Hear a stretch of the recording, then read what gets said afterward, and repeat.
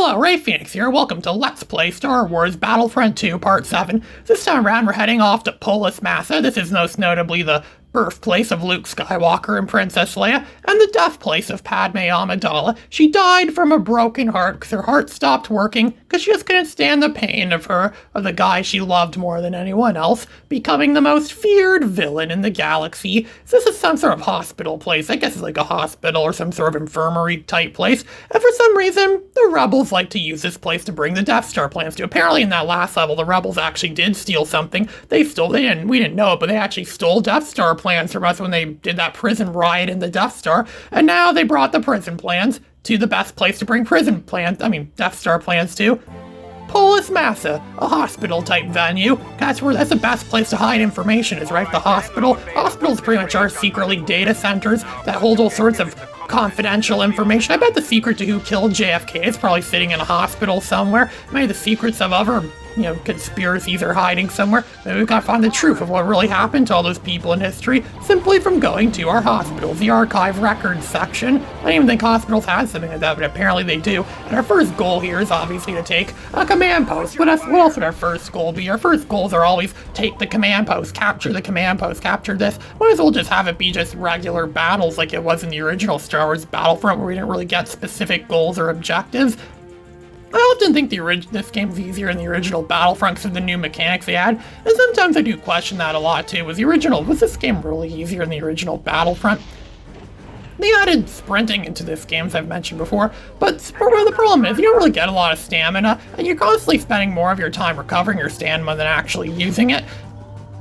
So a lot of the time you're just left having to run normally, like what you did all the time in the original Star Wars Battlefront, which almost makes sprinting redundant a lot of the time. It's hard to get from one end of the map to another in a quick amount of time, and Polis Massa is no exception. Polis Massa is actually somewhat of a large map, but most of it's all filled with intricate mazes and intricate corridors that are completely ignored by the map. The map ignores pretty much every maze aspect or maze element in this game. So we have to recover something that looks like here. It shows up as a flag. So there actually is like a capture the flag mode in this game. You can do an instant action. I used to do these battles all the time when I was new to this game. I had no idea what to do. And capture the flag seemed easier to me. That was before I discovered the conquest mode, which I realized, yeah, this is a definitive way to play Star Wars Battlefront 2. Who else does any of the other modes? This game actually did introduce a lot of awesome modes of gameplay. There's also a hunt mode where you can play as some creature, or you could be the main Empire or Rebels or clones or something that are droids and fight against creatures or something. That was a pretty cool mode. And there's even this other kind of mode called Hero Conquesting, or Hero Battle or something, or Hero Capture the Flag or something. I forget what it was exactly, but where you can actually play as all the heroes in this game. They can actually go and fight each other. It's actually one of the only times you'll ever see a Star Wars game where Luke Skywalker fights against General Grievous. Such an awesome mode. I wish every map in this game could have had something like that, but no, it's only available in one map, and for some reason the one map they chose was Tatooine, the greatest map in the entire game, and it's pretty much the same Tatooine map we saw in the original Star Wars Battlefront, and they reused it for this game probably because it was such an awesome map. It was so good. Why change it? If something is awesome, what's the point of fixing something? Maybe that's why a lot of new games these days are somewhat are good or somewhat like the old games, which doesn't really justify buying them either way. It's kind of like either way they were screwed. They try to make something new, people aren't gonna like it. They try to make something old, people are still, or like how the old ways were, people still aren't gonna like it. People like the familiar things. So much to a point where it's like, what's the point even giving us new stuff at all? They should just milk old stuff again. Actually, no, don't milk old stuff again. Just leave it as is, and people would like the old stuff. But sometimes it's fun to like obscure games. Some people consider this game to be, I'm not sure some people consider this game to be obscure or not. One kid in high school argued with me that this game didn't exist, but Battlefront 1 still existed. I'm pretty sure Battlefront 2 is a lot more famous than Battlefront 1, but I don't know, I don't even know how famous this game is. It's popular in a lot of YouTube communities, especially the modding community, because the PC version of this game has tons of mods.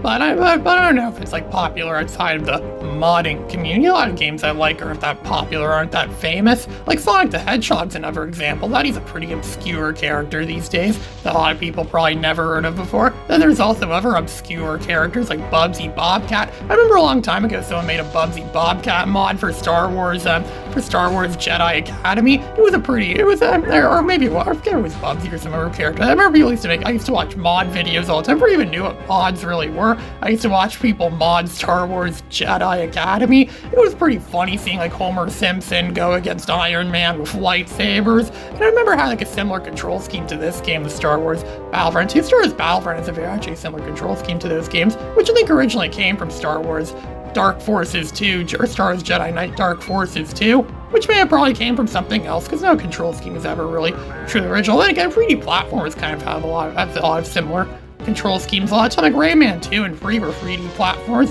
and they borrowed a lot from games like Spyro the Dragon and Super Mario 64, which came out in the years earlier. I think we collected what we're supposed to collect, and we're going to store it in our guns. Apparently our guns have really good storage units in them where you could store all sorts of stuff in a gun. A gun would ideally be a great way to store stuff, because you're going to be carrying that on you anyways, and use it to defend people or defend things that come after you. You don't have to defend this computer, just walk around and try to defend it from non-existent enemies, and this gives us a boost of soldiers, a soldier boost, which I guess is pretty decent. Just gonna walk around in circles and wait for enemies to come and attack us. Just wander around in circles. I do a lot of that myself in real life, just walking around in circles and waiting for stuff to happen.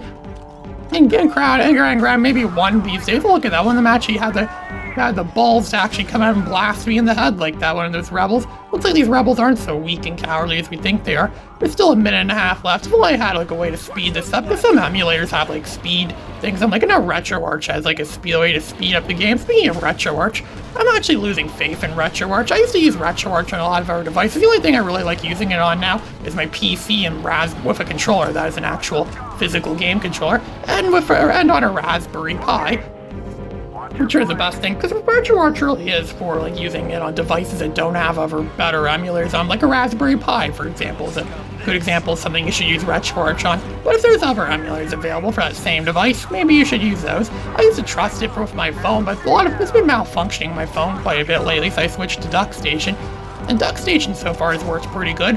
After I make this video, it's probably going to fail on me, because, as soon as you gain your trust in something, it's going to betray you. So yeah, there's a chance DuckStation may betray me in the future, but it's probably going to be the subject of a future YouTube video where I demonstrate the Samsung Galaxy A53 phone being used to play emulator games with an actual controller. It's a pretty awesome thing, actually, using an actual PS1 controller on a phone. Something I didn't think could have been done, but apparently it is possible. Then there's the A04S, which I'm comparing it to making a video of that. So it looks like the time is almost up for this. Looks like the rebels haven't really put much effort. I could have just stood there, did absolutely nothing, and went and got a coffee, and then this would still be going on, and I would still win, because this is one of the few times in the game. I remember the Revenge of the Sith game for the Game Boy Advance and something similar to this. You could easily win the level by just running towards the left end of the screen and doing absolutely nothing.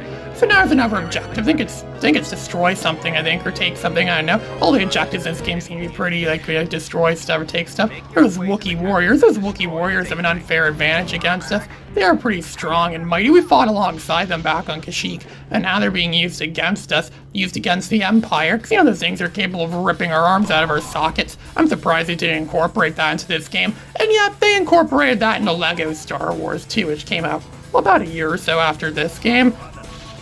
Some people think that's one of the greatest Star Wars games ever, and some people think this is the greatest Star Wars game ever. I don't know what game is better. They're both very different in their unique ways. Imagine they combine the two games together, combine this with LEGO Star Wars 2 or something like that, like a LEGO Star Wars Battlefront. That might be pretty good. They could put additional things to find in levels, such as mini kits and stuff like that, but it's still primarily a battle, but with additional things to find. I think this game would have a lot more replay value if they gave us secret hidden unlockables that could unlock secret levels and secret characters and stuff like that.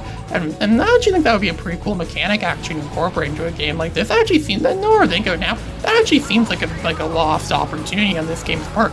They didn't do anything like that. They didn't, put any unlockable. This game doesn't really have any unlockable content that I know of, except for things like a permanent award rifle and stuff like that. This game doesn't have any bonus content or unlockable stuff, which again really does seem like a big lost opportunity on this game's part.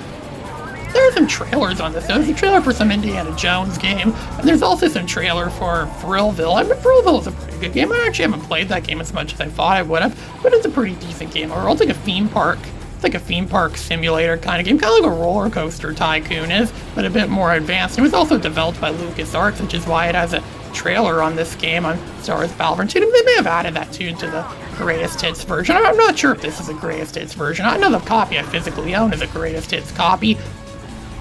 I'm not sure. I don't think this is a greatest hits copy. I know it might be a different release, which would explain why some levels in this game play out differently than they do on the physical version that I have. Because the last level of this emulated version seems to be rigged, which is why I'm going to have to switch to the real gaming system when I get to the last level. Oh boy, that's going to be fun. It's going to be just like the good old days when I used to, like the good old days, like in my aim, I go back in like 2019, 2018, 2019, I used to make a lot of YouTube videos of just simple games, and I talk about useless crap. Oh wait, I still kind of do that today. I just have better recording techniques nowadays. That's all. The better recording techniques doesn't always mean it's a better video. Oh no, it doesn't. It's all about the commentary. That's why people come to these videos, right? 'Cause they want entertaining commentary. They want battles. They want a war. They want to hear what I have to say about the battles and the war. Imagine how profitable this could be if in Star Wars. Like, we know there's civilizations that exist in Star Wars, right?